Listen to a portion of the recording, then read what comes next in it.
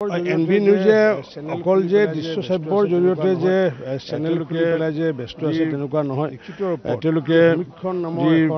লিখিত সমীক্ষণ নামৰ এখন সমাজ আৰু ৰাজনীতিৰ যি মাহেকীয়া যি প্ৰকাশ কৰি উলিয়াইছে, মই আশা ৰাখিছোঁ যে যিহেতু আমি সংবাদ মাধ্যম যিহেতু গণতন্ত্ৰৰ চতুৰ্থ স্তম্ভ বুলি কৈ আহোঁ, গতিকে গণতন্ত্ৰ সবল কৰাৰ ক্ষেত্ৰত নিশ্চিত ৰূপত সমীক্ষণে উল্লেখযোগ্য ভূমিকা আগবঢ়াব আৰু তাৰ কাৰণে মই সমীক্ষণৰ নেপথ্যত থকা সমূহ ব্যক্তিসকলকে মই আন্তৰিক ধন্যবাদ জনাইছোঁ আৰু শুভেচ্ছা জনাইছোঁ। এনবি নিউজে অকল যে দৃশ্য শ্ৰাব্যৰ জৰিয়তে যে চেনেল খুলি পেলাই যে ব্যস্ত আছে তেনেকুৱা নহয়। তেওঁলোকে যি লিখিত ৰূপত যি সমীক্ষণ নামৰ এখন সমাজ আৰু ৰাজনীতিৰ যি মাহেকীয়া যি প্ৰকাশ কৰি উলিয়াইছে, মই আশা ৰাখিছোঁ যে যিহেতু আমি সংবাদ মাধ্যম যিহেতু গণতন্ত্ৰৰ চতুৰ্থ স্তম্ভ বুলি কৈ আহোঁ, গতিকে গণতন্ত্ৰ সবল কৰাৰ ক্ষেত্ৰত নিশ্চিত ৰূপত সমীক্ষণে উল্লেখযোগ্য ভূমিকা আগবঢ়াব আৰু তাৰ কাৰণে মই সমীক্ষণৰ নেপথ্যত থকা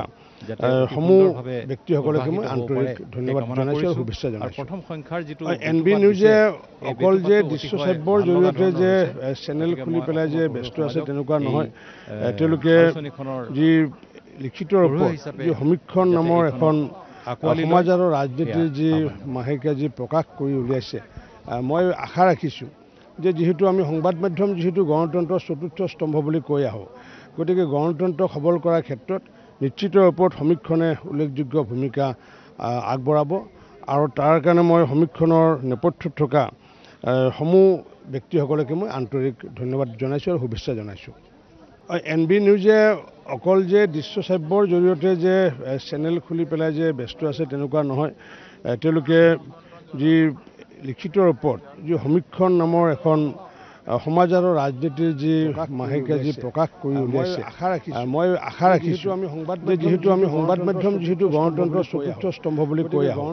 গতিকে গণতন্ত্ৰ সবল কৰাৰ ক্ষেত্ৰত নিশ্চিত ৰূপত সমীক্ষণে উল্লেখযোগ্য ভূমিকা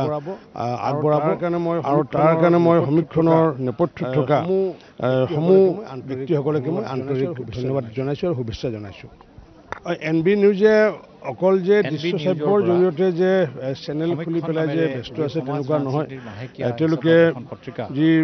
লিখিত ৰূপত যি সমীক্ষণ নামৰ এখন সমাজ আৰু ৰাজনীতিৰ যি মাহেকীয়া যি প্ৰকাশ কৰি উলিয়াইছে, মই আশা ৰাখিছোঁ যে যিহেতু আমি সংবাদ মাধ্যম যিহেতু গণতন্ত্ৰৰ চতুৰ্থ স্তম্ভ বুলি কৈ আহোঁ,